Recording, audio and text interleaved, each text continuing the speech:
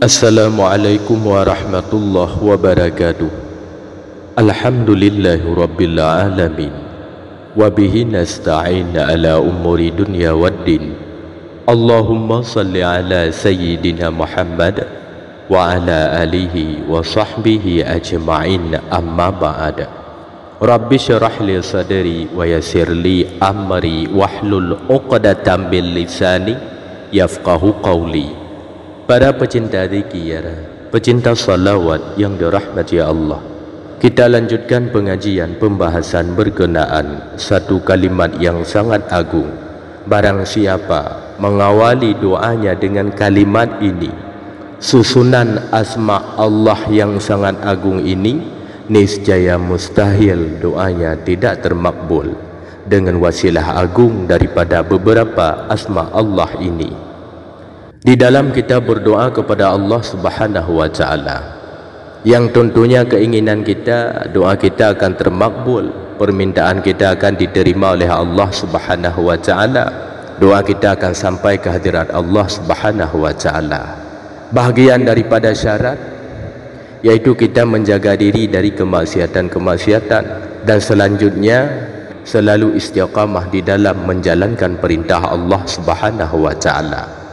Salah satu kaifiat supaya doa termakbul yaitu diawali berdoa kepada Allah Subhanahu wa Ta'ala dengan nama-nama Allah yang agung, sebagaimana Allah berfirman di dalam surat Al-A'raf ayat 180, walillahil asma'ul husna fada'uhu biha wa darul ladzina yulhiduna fi asma'ihi sayujzauna ma kanu ya'malun. Allah memiliki asmaul husna, maka bermohonlah kepadanya dengan menyebut nama-namanya yang terbaik, dan tinggalkanlah orang-orang yang menyalah artikan nama-namanya. Mereka kelak akan mendapat balasan terhadap apa yang mereka kerjakan. Al-Imam Syekh Muhammad bin Alwi rahimahullahu ta'ala, beliau menyebutkan di dalam kitabnya, menyebut asmaul husna sangat bermanfaat, berfaedah bagi urusan duniawi, urusan agama serta ukhrawi. Tidaklah sebuah kesulitan kemudian membaca asmaul husna, melainkan Allah lapangkan akan kesulitannya. Tidaklah mempunyai hutang yang banyak kemudian membaca asmaul husna, melainkan Allah tunaikan hutangnya. Tidaklah kekalahan, melainkan Allah akan menolongnya. Tidaklah orang yang tersesat, melainkan Allah beri petunjuk. Tidaklah orang yang sakit, melainkan Allah sembuhkan penyakitnya. Tidaklah kegelapan hati, melainkan Allah terangi hatinya dengan asmaul husna. Satu susunan asmaul husna sebagaimana yang terdapat di dalam kitab Aurat. Rasulullah sallallahu alaihi wasallam mengajarkan akan kaifiat ini, akan asma-asma ini, yaitu kepada putrinya yang tercinta Sayyidatina Fatimah Az-Zahra radhiyallahu anha. Barang siapa yang membacanya, mengawali jika berdoa kepada Allah Subhanahu wa Ta'ala dengan susunan asmaul husna ini, maka niscaya doanya akan terkabul biiznillah ta'ala. Doanya akan sampai ke langit, doanya akan sampai ke hadirat Allah Subhanahu wa Ta'ala, serta akan diaminkan oleh para malaikat-malaikat. Arasy akan gemetar bila orang membaca akan susunan asmaul husna ini. Kaifiatnya di saat kita berdoa kepada Allah Subhanahu wa Ta'ala, baik itu selesai salat fardu atau di waktu-waktu yang lain, tentunya kita membaca pujian kepada Allah Subhanahu wa Ta'ala.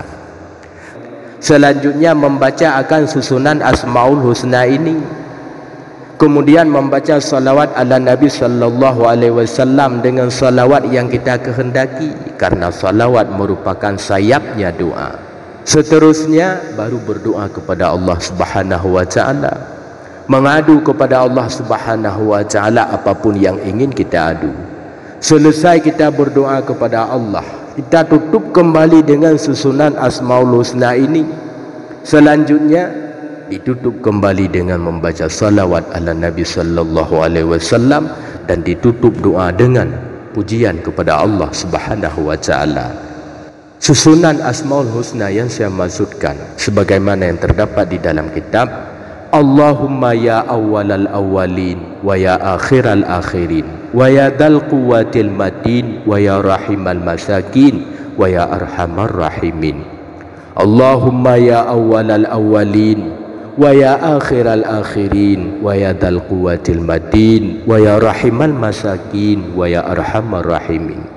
Yang maknanya, wahai zat yang maha awal, wahai zat yang maha akhir, wahai zat pemilik kekuatan yang hebat, wahai zat yang maha pengasih bagi orang-orang yang miskin, wahai zat yang maha pengasih lagi zat yang maha penyayang.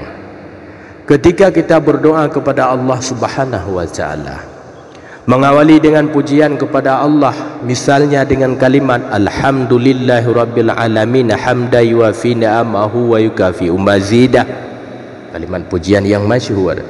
Selanjutnya kita ulang-ulang akan susunan Asmaul Husna ini 2 kali, 3 kali atau 7 kali. Allahumma ya awwalal awwalin wa ya akhiral akhirin wa ya dzal quwwatil matin wa ya rahimal masakin wa ya arhamar rahimin.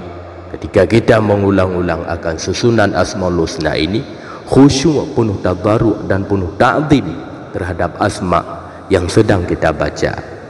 Selanjutnya kita membaca salawat kepada Rasulullah sallallahu alaihi wasallam dengan salawat manapun yang kita kehendaki.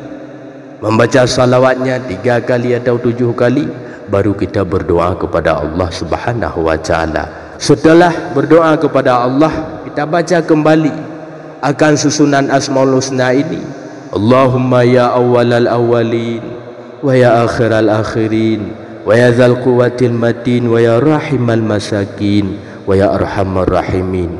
Membacanya 3 kali atau 7 kali, kemudian membaca salawat kembali kepada Rasulullah sallallahu alaihi wasallam 3 kali atau 7 kali, baru ditutup dengan kalimat pujian kepada Allah Subhanahu wa ta'ala, sependek-pendek kalimat pujian, walhamdulillahi rabbil alamin.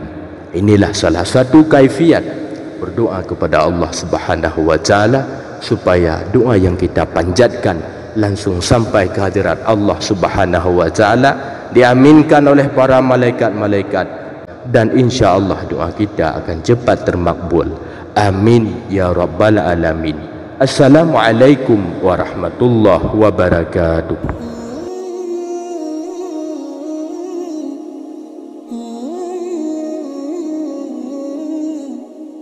Mm-hmm.